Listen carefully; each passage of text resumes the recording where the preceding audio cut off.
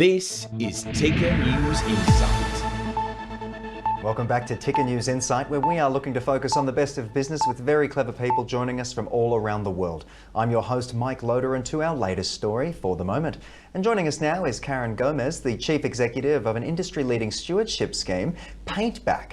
Let's bring Karen in to find out more about this idea that looks to utilise those paint cans many of us have laying about. Karen, thank you so much for joining us. My pleasure. Thanks, now, Mike. Let's start off simply.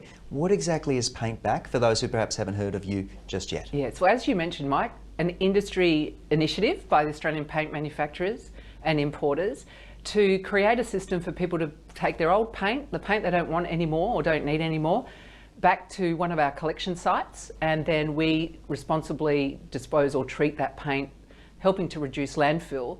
And also we're really trying to do more. So where we can, we recycle the containers, and we're doing a lot of research into how we can take the valuable material in paint and reuse that and repurpose it, keep that paint ongoing, so that we use as much of it as we can before it ends its life. Absolutely, and as I mentioned to you off air before, I might have got a couple of cans lying about myself, and it's not the sort of thing you just want to be chucking down the sink and getting rid of, so it's a wonderful way for you guys to assist and again reuse it. But what are some of the ways that Paintback, I guess, repurposes this unwanted paint and I guess the packaging as well, which is wonderful to hear? Yeah, so people bring back the paint in its original packaging. So we've got all of this material. The steel cans get recycled, and the plastic containers can also be recycled. It's just a bit more challenging with plastic because of the paint, it sticks to it. So we're working on that too. How do we get it cleaner?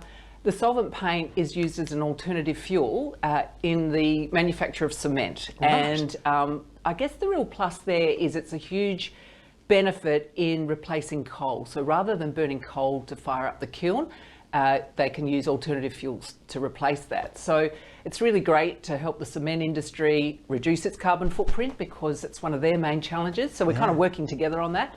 And then the water-based paint, that's probably our biggest challenge. Right now, we flocculate the paint, so that removes the water, about half of the volume, and so that reduces the landfill that's there.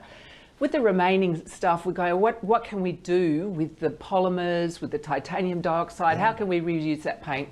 And we've got a body of research with a number of universities and other research institutions, just around the corner for here, actually, the Australian Road Research Board, on how do we take that valuable stuff and use it in different ways to make better products and keep the environment safe and reduce that landfill. There is an absolute science to everything you've just taken us through. Can you talk us through a little bit more about this research and development that you guys are working on? Yeah, well, look, it's really interesting because we have about 8 programs where we're looking at plastic packaging and also the water-based paint. They're our main challenges, so we're prioritising those at this stage.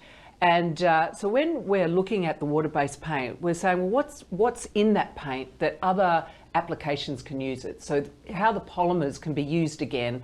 Can we extract the titanium dioxide? It's a really valuable mineral, and it's actually got a high energy intensity to make. So if we can keep reusing that at a low temperature way, then there's some benefits in a carbon footprint as well. Absolutely. Now talk us through this clever campaign that you and the team have got going on. We did talk about the puppets earlier that you guys are using, those beautiful little paint tin characters. I think it's a really powerful way to get the message out there. Tell us a little bit more. Yeah, so I guess, Paintback's 6 years old, and what we've been doing in our early days is trying to tell people, hey, here's Paintback, here's what you do. And now as we've moved and matured, and we're thinking about all the research we're doing and how that's coming to fruition, we want to tell people about the paint they're holding can do more, and hence that's the catchline of it. The other thing is that we've come across so many different personalities in what we do, and we thought, well, wouldn't it be fun to kind of create cans that are also personalities who are kind of have more to offer? And I guess what we see in our new campaign is how those cans feel, as if it was one of us. And it speaks to the lifetime of a paint tin as well, sitting in the garage, etc., as I admitted to earlier. Just to finish, Karen, how do we find out a bit more about Paintback? Where should we be looking if we do want to get involved? Yeah, really easy. Paintback.com.au. Plug in your postcode and it will tell you your nearest drop-off point, and you can take it to any drop-off point. 100 litres a visit. Simple as that. Beautiful stuff from you. Thank you so much for joining us, and it's certainly a wonderful cause to see. Let's get those paint cans out of the garage and back into use. Fantastic. Thanks Mike. And of course, thank you to all of you for tuning in. I hope you've learned something from our discussion there. It's time to go and have a look and perhaps reutilize those paint tins we've got laying about.